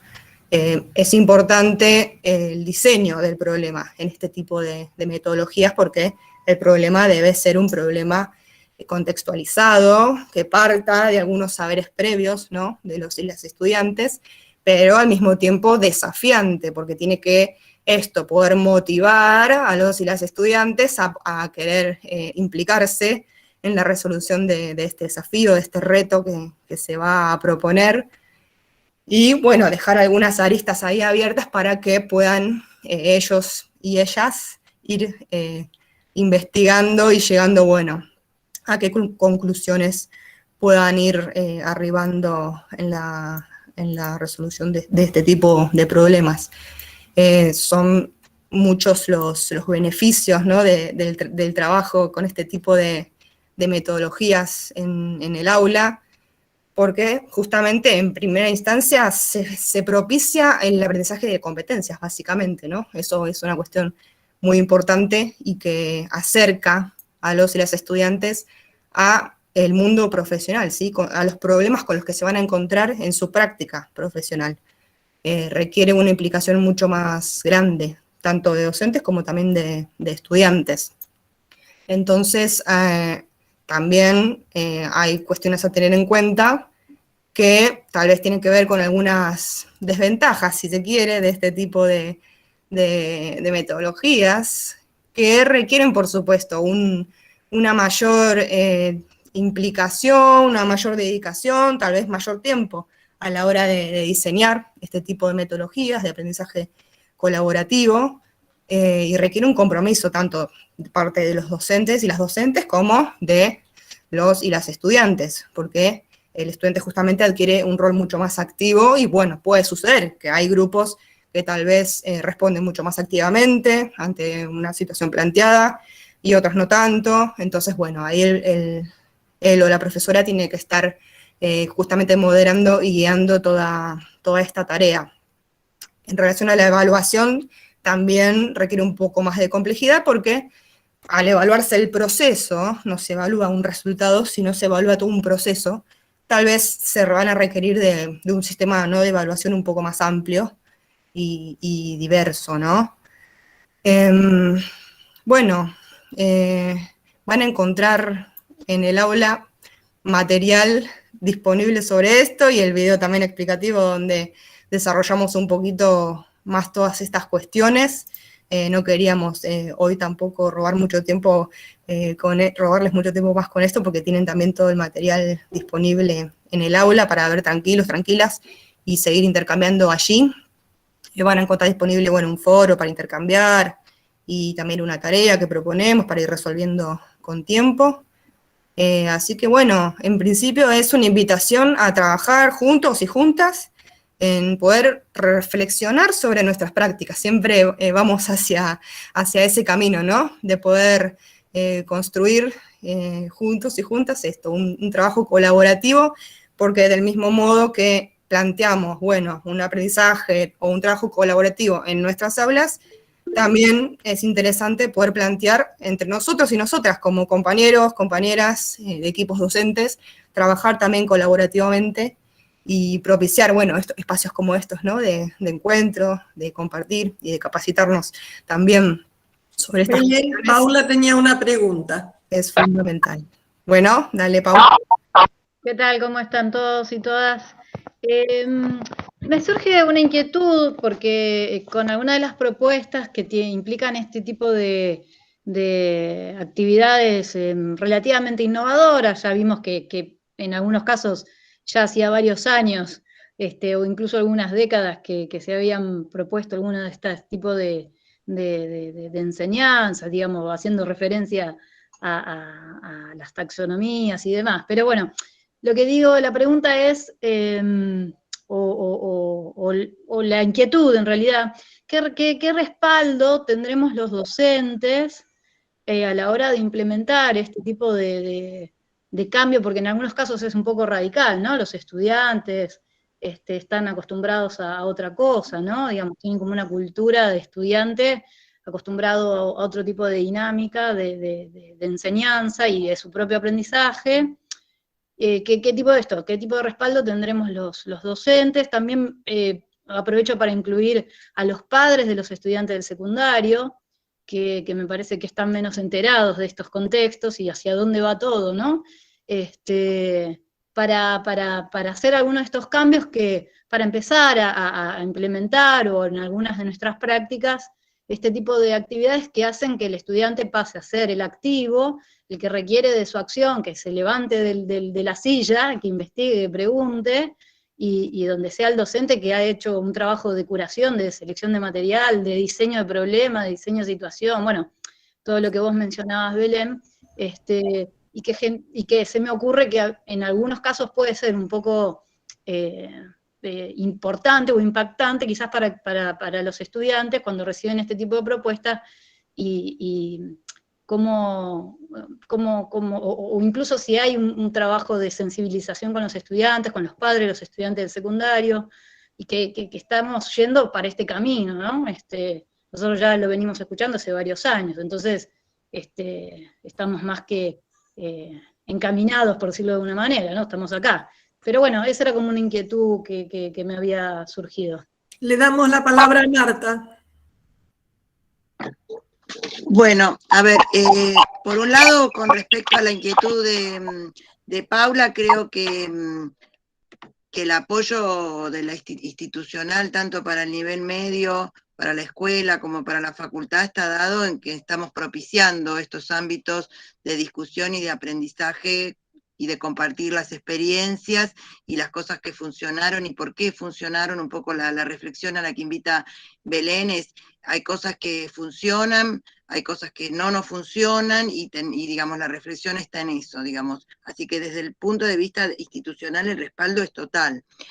Yo quería un poco, cuando la escuchaba a Belén, por ahí un poco también una reflexión personal de cómo, cuando digamos, de la experiencia personal, y un poco hacer hincapié en esto que ella señala, de que tanto se utilice cualquiera de las estrategias de enseñanza, ya sea el trabajo basado en problemas, o el aula invertida y demás, a veces hay un poco también de mito alrededor de eso, y es importante estudiar el método, digo, porque no nos quedarnos con el título. Esto también lo digo por experiencia, porque cuando uno comienza a experimentar estas cuestiones, es importante, en el caso, no sé, de aprendizaje basado en problemas, que el problema sea un problema que nosotros tengamos controlado nuestras variables. Belén, lo que aclaró, dice, es un problema que tiene que estar planteado, desarrollado, tenemos que tenerlo nosotros. Digamos, no es traer un problema y vemos cómo lo resolvemos. Eso es otra estrategia que por ahí tiene que ver con el desarrollo de una PPS, por ejemplo, de una práctica profesionalizante. El estudiante trae un problema y el docente lo ayuda a resolver un problema que puede tener en su vida laboral. cuando se habla del trabajo colaborativo y el aprendizaje basado en problemas, el problema es un problema controlado, donde como docentes nosotros tenemos nuestras variables y de alguna manera vamos poniendo en escena, vamos abriendo como capítulos, ¿no? Bueno, ahora este problema llegamos a este punto y abrimos otro capítulo. Digo, no es algo espontáneo. Debería ser espontáneo, me parece, corregime Belén si esto no es así, debería ser espontáneo para el estudiante que está recibiendo, pero es como algo muy programado, muy ensayado, muy controlado por parte del docente. Y a veces incurrimos en esa falla, es decir, tenemos un problema y lo largamos sin haber tenido esa tarea interna, previa, de modelizar ese problema para que se convierta en un problema de un trabajo colaborativo que lo llevamos al aula.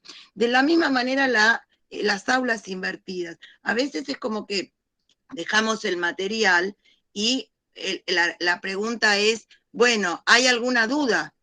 Y si el estudiante no entendió, no va a tener dudas, por más que nosotros le hayamos dado con anticipación todo el material puesto a disposición.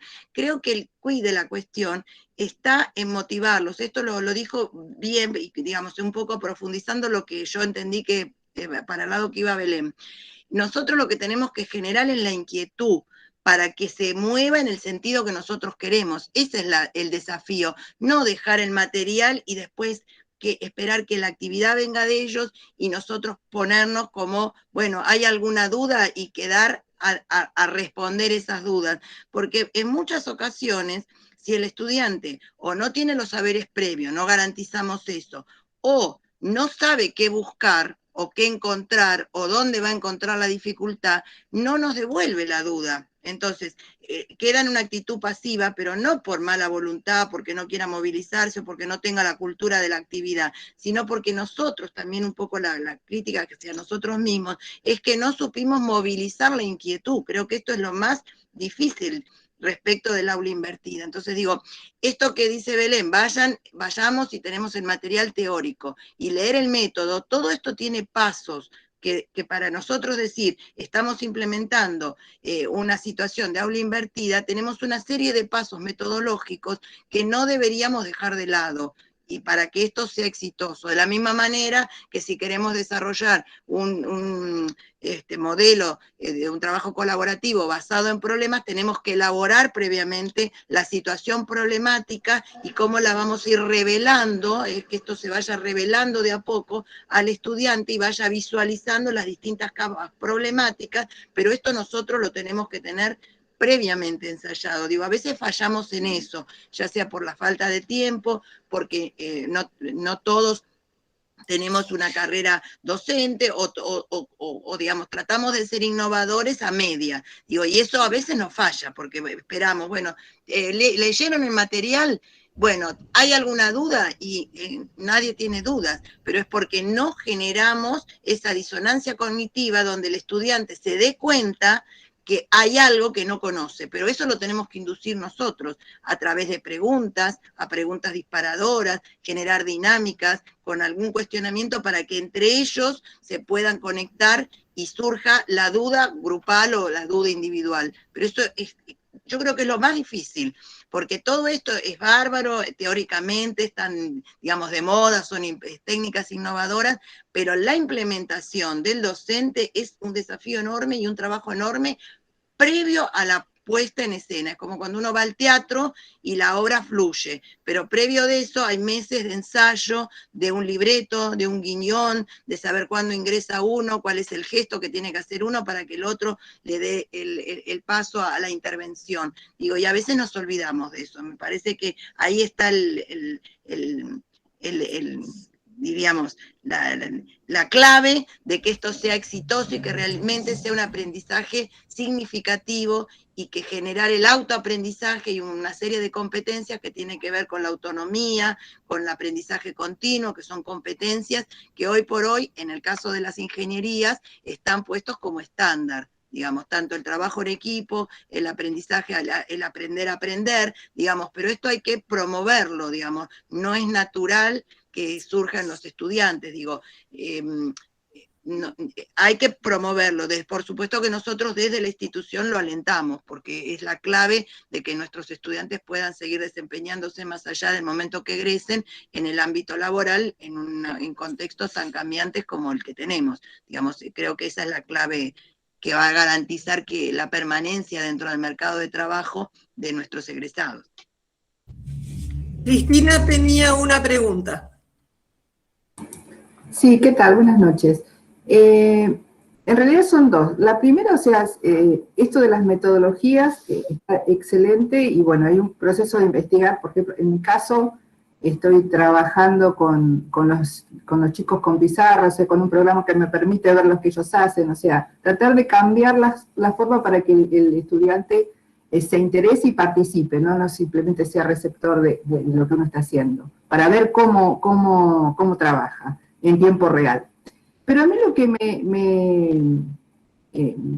me cuestiono es cómo registro yo, o sea, porque si bien este proceso es todo un proceso de aprendizaje, ¿cómo es que puedo yo registrar y que quede esta secuencia de evolución del conocimiento y del aprendizaje del alumno pueda estar registrado fehacientemente? Porque uno ve lo que hace, o sea, ve en el aula, las veces que entró, o sea, tiene un registro de las acciones del estudiante, pero algo más fino, o sea, yo uso rúbricas, por ejemplo, para evaluar, ¿sí? O en un trabajo práctico, les digo, bueno, qué cosas voy a tener en cuenta, y bueno, en función de eso se va haciendo, pero me gustaría algo más elaborado, o sea, de proceso, no de solo una actividad o una tarea. No sé si se entiende lo que pregunto.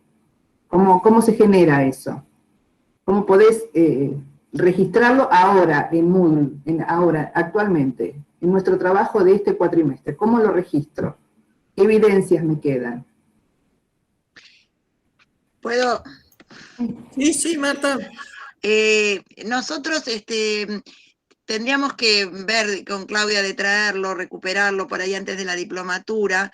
La muestra que hicimos cuando fue la reunión, la asamblea de Confedi, respecto de la incorporación de competencias al aula para evaluarlo, digamos. Hay como un sistema que ya está integrado a Moodle, pero hay que construirlo, digamos. La herramienta está, pero hay que construirlo ad hoc en cada una de las cátedras. Podemos recuperarlo, esto, Claudia, y mostrarlo cuando hablemos de evaluación. Pero, digamos, es una construcción que tiene que ver mucho, primero, con anticipar al estudiante cuáles son los ítems que van a ser evaluados. Digo, es importante, por ejemplo, cuando uno habla de trabajo en grupo, el trabajo en grupo no es decir, les doy este trabajo y hacen una presentación grupal, porque eso no es trabajo en grupo. Estamos evaluando un trabajo de presentación grupal, lo cual no quiere decir que estemos evaluando el trabajo en grupo.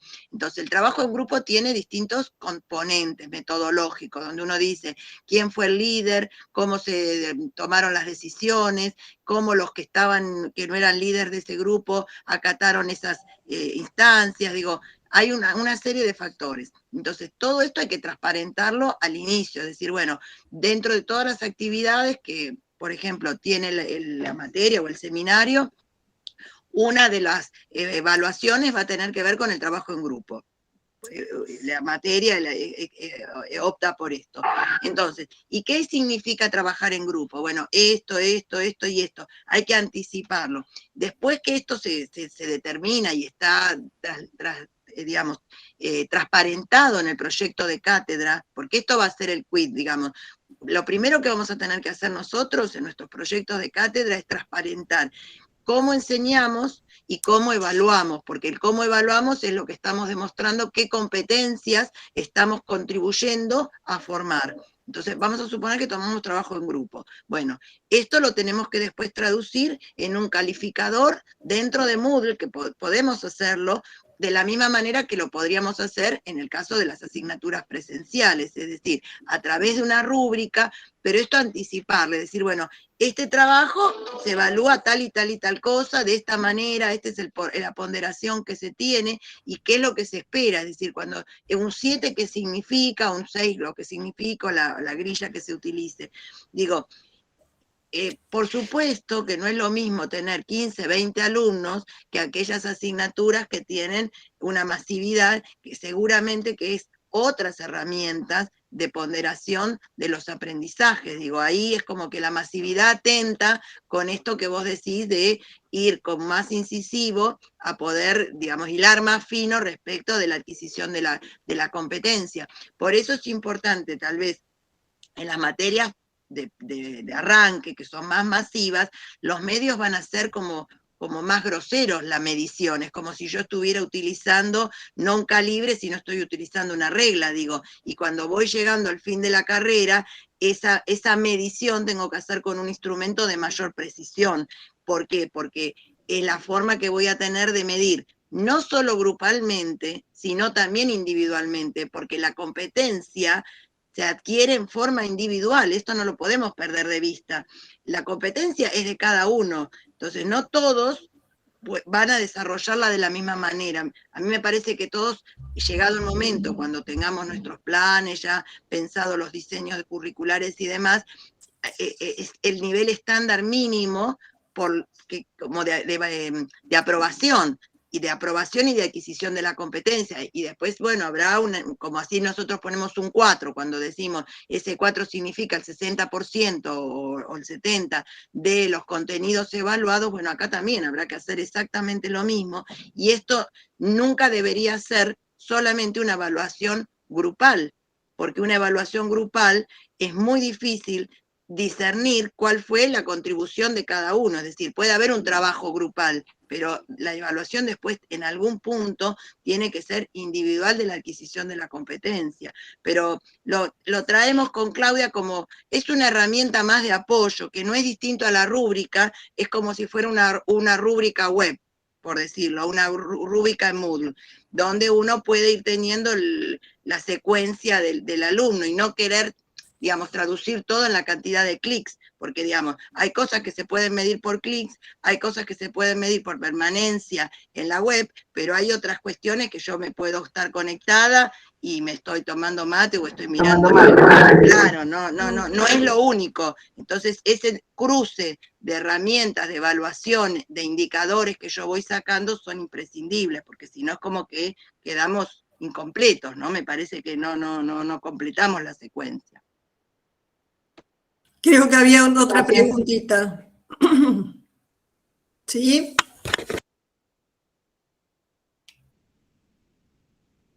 ¿Sí? ¿Había alguna otra preguntita o no? Ya nos hemos perdido. Ah, no, yo quería hacer... Hola. Por eso me pareció. Hola. No, lo que pasa es que me sonaba mal. Quería hacer un comentario, si me lo permiten. Sí, dale. Nosotros, digamos, en la experiencia que tenemos del laboratorio, y en la conclusión personal que yo tengo después de haber entrado a la docencia por la ventana y haberme convertido en docente por accidente en el año 79-80, y después de haber cursado una carrera docente, una maestría, yo la conclusión a la que llego, o a la que he llegado en mi experiencia, es que la preparación de las clases es el 70% del éxito de la clase. Y en tal sentido, nosotros en el laboratorio, que es una cuestión particular porque hacemos práctica, tenemos algunas cuestiones a tener en cuenta. Primero que nada, cuando preparamos los trabajos prácticos cada año, que se van a hacer en el laboratorio, y cuando hablamos de práctica real, es decir, de usar los elementos, no tenemos más remedio que, primero, asegurarnos que estén todos los elementos. Después, reproducir nosotros, por eso que en febrero, bueno, ahora con la presencialidad lo hacemos de otra forma, con las simulaciones, pero siempre en febrero nos juntamos y hacemos todos los trabajos prácticos que le vamos a pedir que los alumnos monten en los tableros para solucionar problemáticas, los resolvemos primero nosotros. Porque evidentemente, como dice Marta, de esa manera tenemos controlado cuál es el trabajo que está haciendo el alumno. Y no podemos fallar, porque ahí en el laboratorio realmente, si hay algo que no funciona o algo que está mal diseñado y la automatización no funciona, el alumno se va con una decepción muy grande y nosotros nos vamos más decepcionados que el alumno. Entonces, lo único que quería dejar como reflexión, apoyando lo que decía Belén y lo que decía Marta, es que a nuestro criterio y en el esfuerzo que ponemos, la preparación nos lleva mucho tiempo, porque después, con una buena preparación, el dictar la clase, cuando uno tiene el dominio y está seguro de tener todos los elementos controlados, no digo que sea simple, pero es mucho más llevadero y mucho más fácil, porque uno sabe dónde arranca, por dónde pasa y a dónde va. El problema es cuando uno arranca, no sabe a dónde va y no sabe por dónde pasa. Ahí tenemos el inconveniente porque el alumno siempre identifica claramente si el docente tiene absolutamente presente cuál es el objetivo. Por eso que nosotros en las clases normalmente lo primero que hacemos es decirle, nuestra clase de hoy se propone que usted sea capaz de esto, de esto, de esto y de esto. Cuando terminamos la clase le preguntamos, bueno, ¿usted considera que con lo que hicimos pudimos lograr el objetivo que nos planteamos? A veces nos dicen, mire, a mí me queda una duda, bueno, lo reconsideramos y lo reanalizamos, ¿no? Estaba pensando un poco con lo que decía Marta y de mis aprendizajes de alguna vez de pedagogía, que en realidad no es más que trabajar la zona del desarrollo próximo de Vygotsky. Es decir, no le tenemos que plantear una problemática demasiado alejada que no puede acceder porque no tiene la base, y tampoco le tenemos que plantear una problemática tan simple que en realidad no le preste atención y no lo motive. Digo, esa era una reflexión que yo les quería dejar de cómo, para nosotros trabajar en el laboratorio, la verdad, es bastante más simple que yo he dado en algún momento electrotecnia, además de termodinámica, algunas materias un poco más teóricas.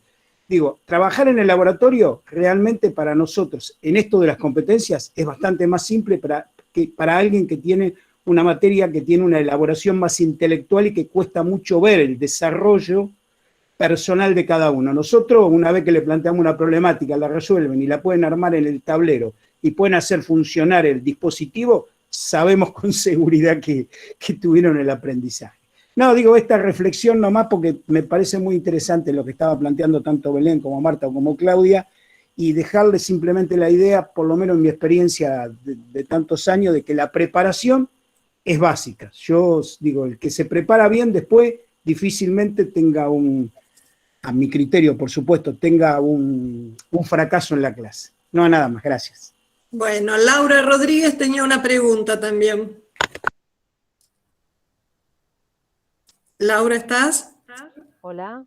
Sí, te escuchamos. Buenas noches. No, también quería compartir un poquito una reflexión o, bueno, en base a lo que estuvieron hablando.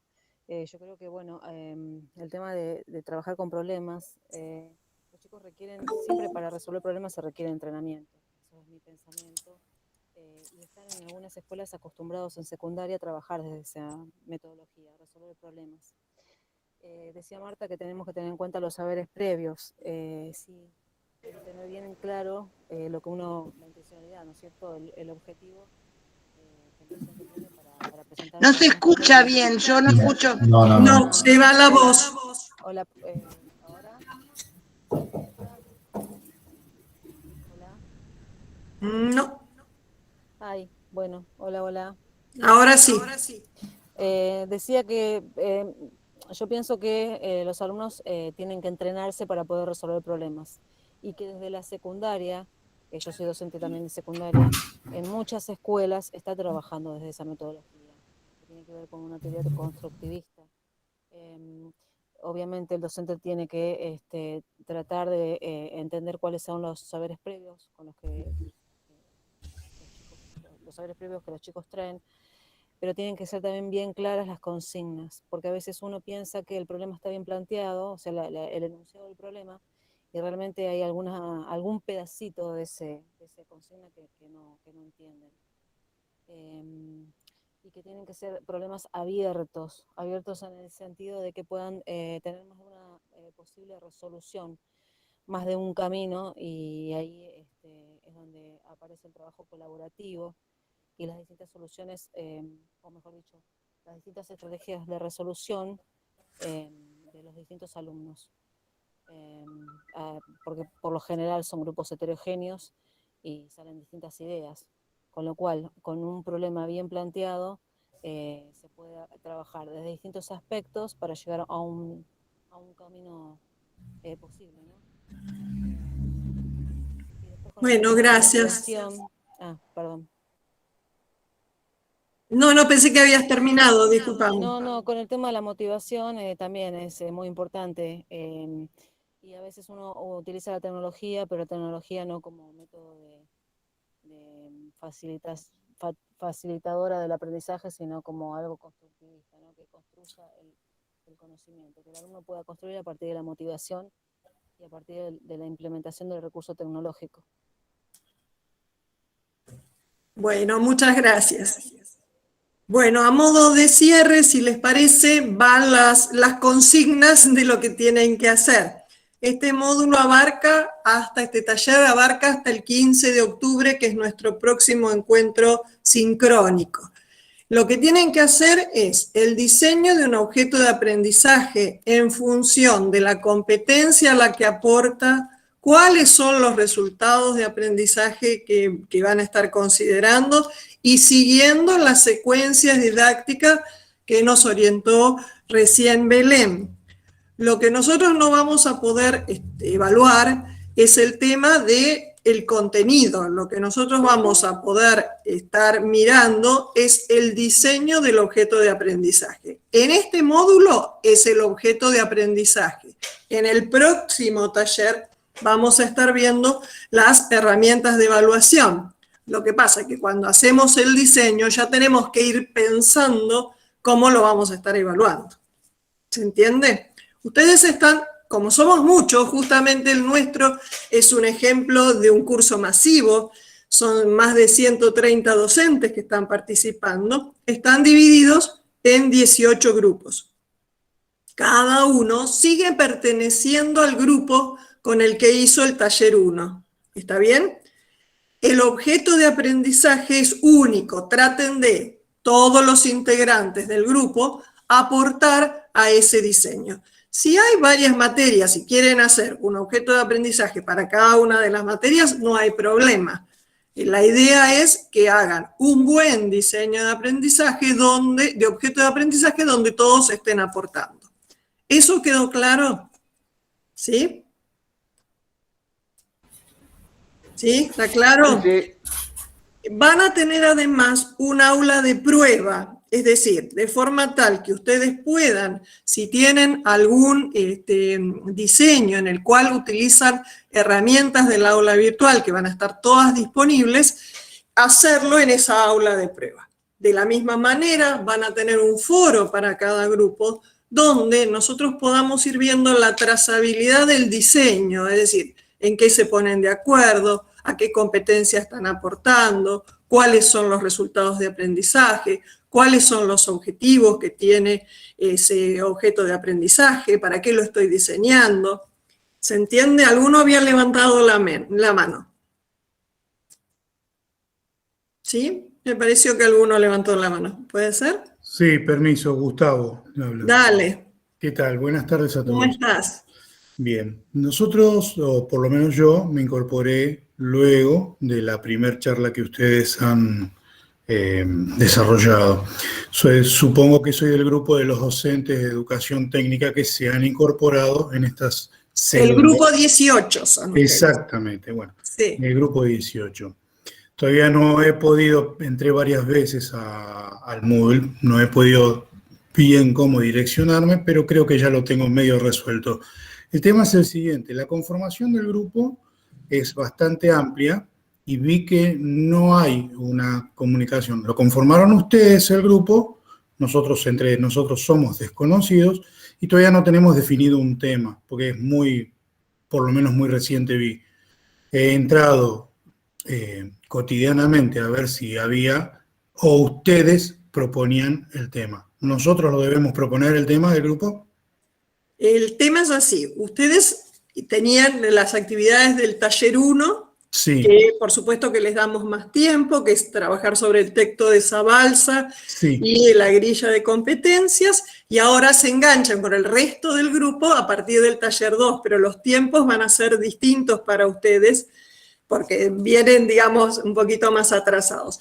La elección del tema la hacen ustedes, nosotros no vamos a darles el tema del objeto de aprendizaje. Sí, pónganse en contacto entre ustedes, por eso los agrupamos todos juntos, por ahí un tema común en el que puedan aportar todos. ¿Está bien? Sí, está bien. Con respecto, quería hacer un comentario respecto del trabajo, como decía Marta, el tema de las PPS, de las prácticas profesionalizantes. Yo estoy trabajando con el tema de prácticas profesionalizantes y se trabaja lo que hablaba Belén, el ABP. ¿Sí? Pero es en un marco mucho más abierto, no tan acotado como decía el muchacho que hablaba del laboratorio de automatización. Entonces nosotros trabajamos en proyectos porque se evalúan capacidades profesionales en el último año de cualquiera de las tecnicaturas que ofrece el nivel medio. Y el trabajo por proyectos es muy fructífero, le abre la mente al alumno e integra todas las condiciones que fueron, o las capacidades que fueron adquiriendo en saberes previos de años anteriores. Quería decir eso también. Bueno, perfecto, Gustavo. Sí, por ejemplo, alguno de los ejemplos que ustedes utilizan bien podría ser el objeto de aprendizaje que les estamos pidiendo. Bueno, vamos a trabajar en eso entonces. Muchas gracias.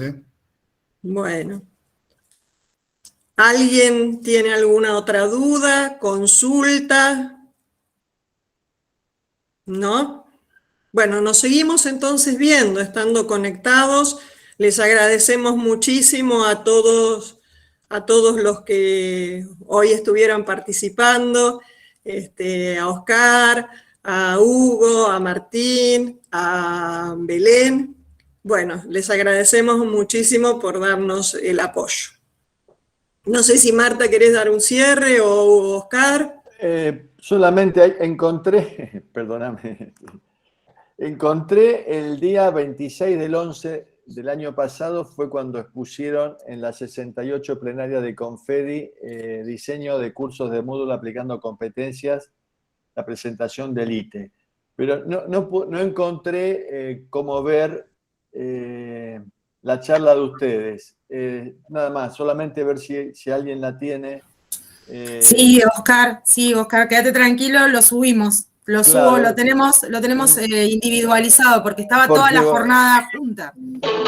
Está toda junta, así que era eso, Zulma, yo me imaginé que lo ibas a tener, porque estabas ahí, claro, gracias. Era eso. Sí, lo individualizamos y lo subo en este taller, no se preocupen. Gracias, muy linda charla esa, la recuerdo, mucha gente quedó encantada con la charla del ITE ese día. Muchas gracias por estar y saludos a todas y a todos, nos vemos pronto, los abrazo desde acá. Buenas tardes. Bueno, muchísimas buenas gracias. Tardes. Que sigan Buenas tardes y un gusto. Hasta luego. Hasta luego. Chao, buenas tardes.